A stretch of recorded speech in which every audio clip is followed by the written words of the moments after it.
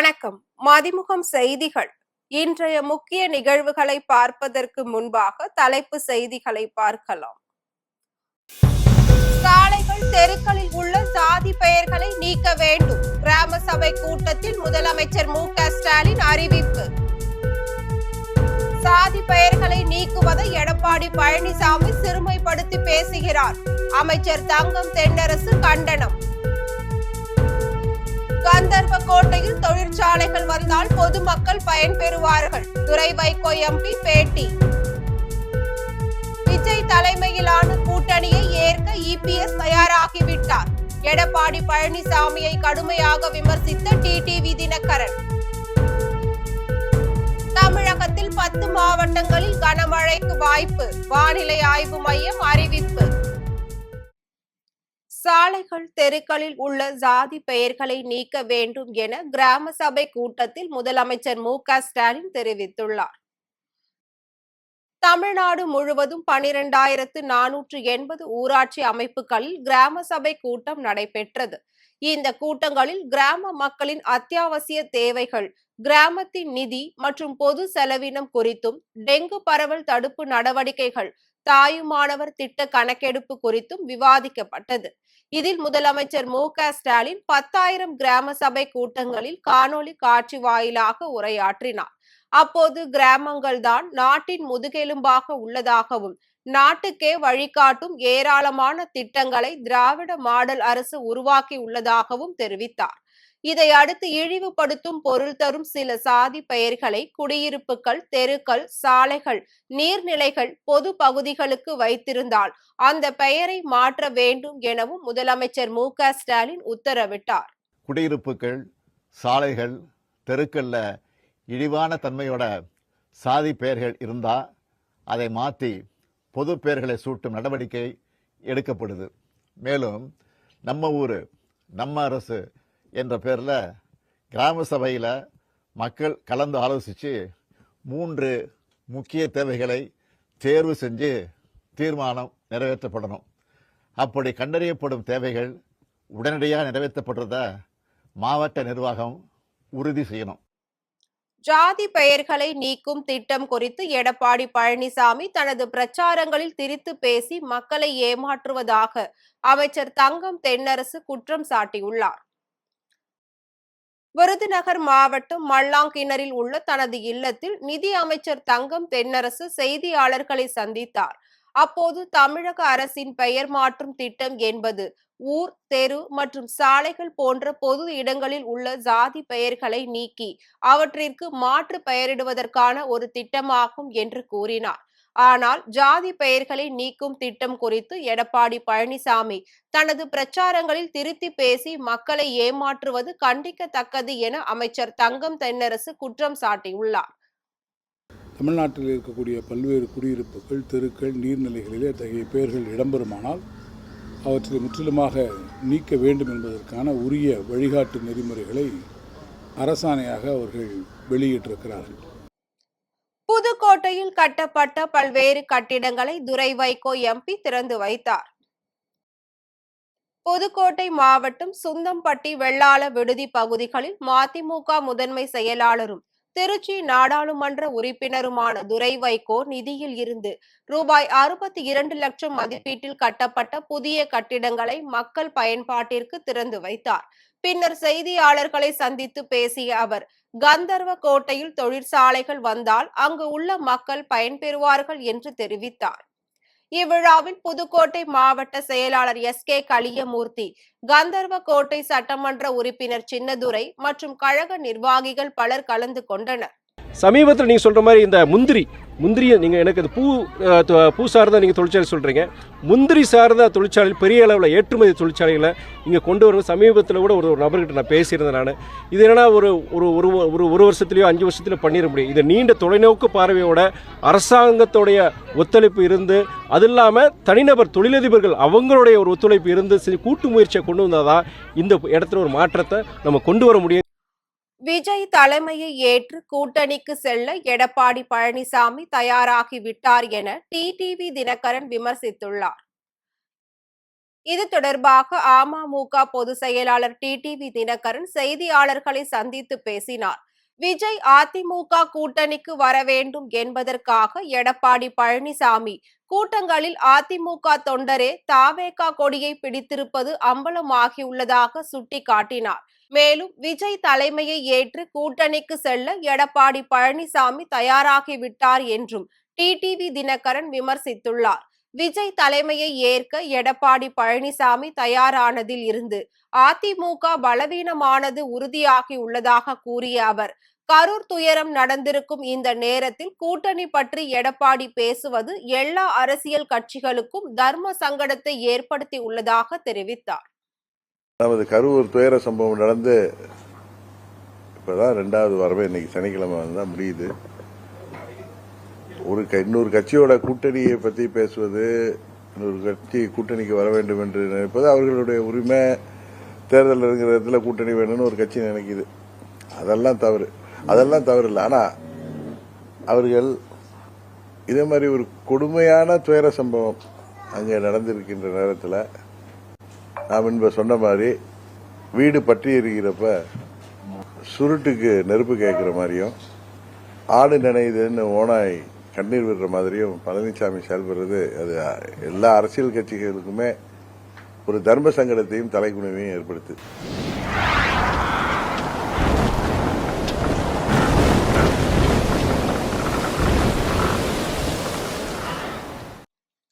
தமிழகத்தில் 10 மாவட்டங்களில் கனமழைக்கு வாய்ப்புள்ளதாக வானிலை ஆய்வு மையம் தெரிவித்துள்ளது.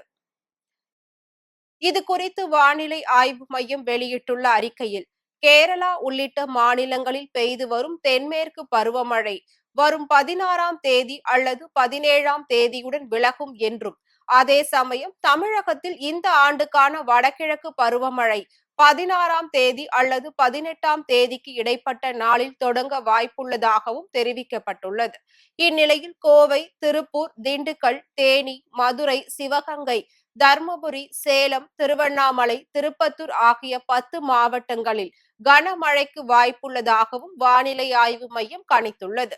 சென்னை மற்றும் புறநகர் ஒரு சில இடங்களில் இடி மின்னலுடன் மிதமான மழைக்கு வாய்ப்புள்ளதாகவும், அதிகபட்ச வெப்பநிலை 34 டிகிரி செல்சியஸை ஒட்டியும், குறைந்தபட்ச வெப்பநிலை 25 முதல் 26 டிகிரி செல்சியஸை ஒட்டியும் இருக்கக்கூடும் என்று வானிலை ஆய்வு மையம் தெரிவித்துள்ளது.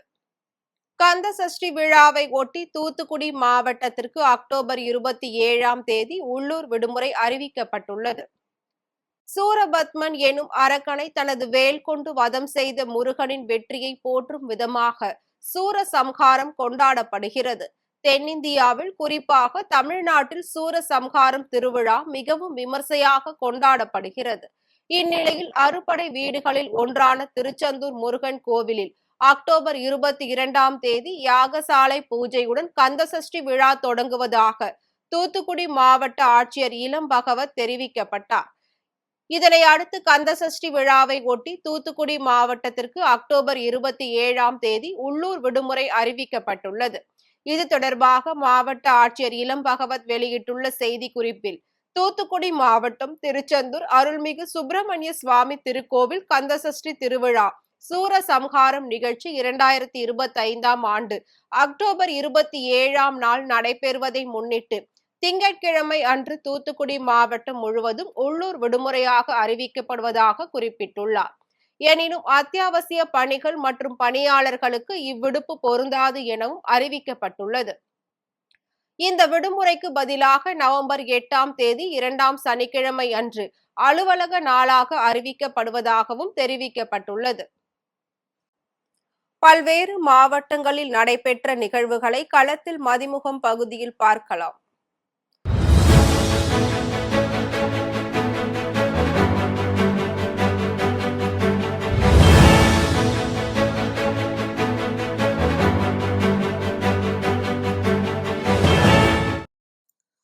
திருப்பத்தூர் மாவட்டம் வாணியம்பாடி பாலாற்றில் அதிக வெள்ளம் வர வாய்ப்புள்ளதால் கரையோர மக்கள் பாதுகாப்பாக இருக்க நீர்வளத்துறை எச்சரிக்கை விடுத்துள்ளது.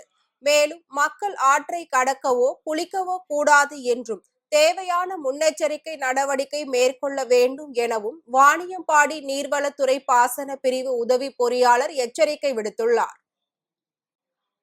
திருப்பூர் மாவட்டம் பல்லடம் தீயணைப்பு நிலைய அலுவலகத்தில் பொதுமக்களுக்கு பட்டாசு வெடிப்பது மற்றும் விபத்து இல்லாமல் வெடிப்பது உள்ளிட்ட பல்வேறு வழிமுறைகளை கற்றுத்தரும் வகையில் விழிப்புணர்வு கூட்டம் நடைபெற்றது. இந்த நிகழ்ச்சியில் தீயணைப்பு மீட்பு குழு அலுவலர்களும் பொதுமக்களும் ஏராளமானோர் கலந்து கொண்டனர். அதேபோல் பொள்ளாச்சியில் தீ விபத்து குறித்து தீயணைப்பு துறையினர் சார்பில் பொதுமக்களுக்கு சிறப்பு பயிற்சி மற்றும் விழிப்புணர்வு ஏற்படுத்தப்பட்டது. திருவள்ளூர் மேற்கு மாவட்ட திமுக சார்பில் தமிழ்நாட்டை தலைகுனிய விடமாட்டேன் ஓரணியில் தமிழ்நாடு தீர்மானம் ஏற்பு கூட்டம் நடைபெற்றது.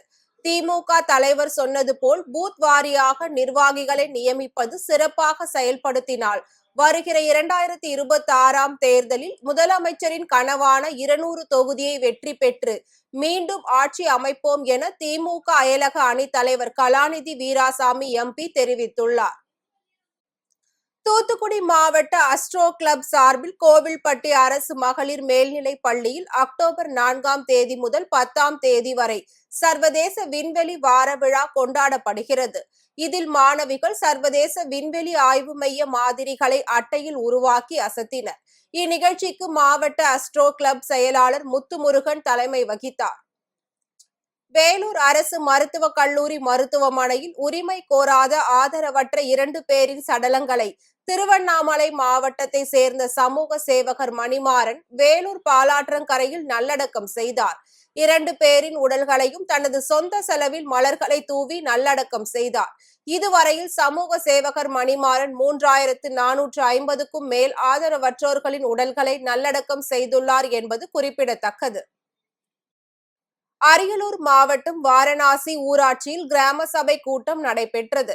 மாவட்ட ஆட்சியர் ரத்தினசாமி தலைமையில் நடைபெற்ற இக்கூட்டத்தில் கிராம மக்களின் 3 அத்தியாவசிய தேவைகளை தேர்வு செய்து கிராம சபை ஒப்புதல் பெறுதல், இழிவுபடுத்தும் பொருள் தரும் சாதி பெயர்கள் கொண்ட குக்கிராமங்கள், சாலைகள், தெருக்கள் பெயரை மாற்றுதல் குறித்து விவாதிக்கப்பட்டது.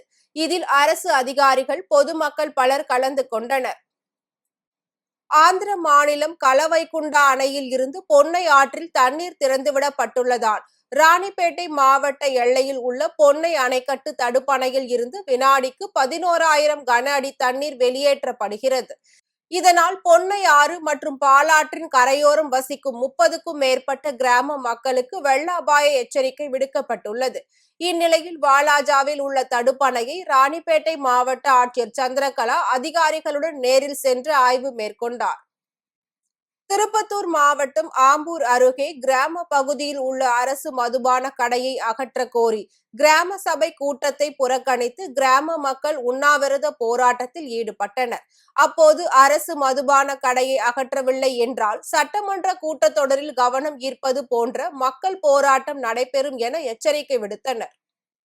4 வருடங்களாக ஒவ்வொரு கிராம சபாவிலும் அக்கடையை அகற்ற வேண்டும் என்று முன்னாள் ஊராட்சி மன்ற துணைத் தலைவர் சதீஷ்குமார், பாரதிய ஜனதா கட்சியை சேர்ந்த ராம்குமார் மற்றும் ஊர் பொதுமக்கள் அனைவரும் ஒன்று கூடி ஒவ்வொரு கிராம சபாவிலும் இக்கடையை அரசு டாஸ்மாக் மதுபான கடையை மாற்ற வேண்டும் என்று தீர்மானம் நிறைவேற்றப்பட்டு ஒவ்வொரு முறையும் சம்பந்தப்பட்ட அலுவலர்களுக்கும் மாவட்ட ஆட்சியர் அவர்களுக்கும் புகார் அனுப்பப்பட்டு வந்தது.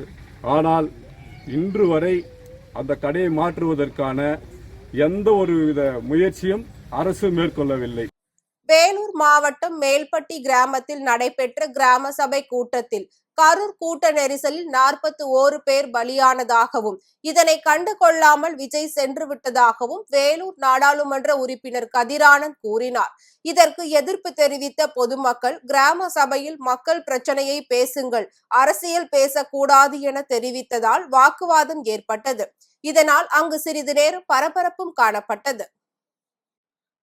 டெல்லியில் ரூபாய் 8 கோடி மதிப்புள்ள செம்மர கட்டைகளை கடத்திய 2வரை போலீசார் கைது செய்துள்ளனர்.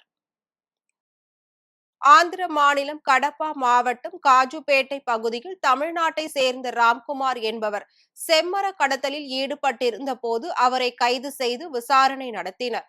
அப்போது டெல்லியில் ரகசிய கிடங்கு ஒன்றை அமைத்து அங்கிருந்து சிலர் செம்மர கட்டைகளை சர்வதேச அளவில் கடத்தும் தொழிலில் ஈடுபட்டிருப்பதாக தகவல் தெரிவித்துள்ளார்.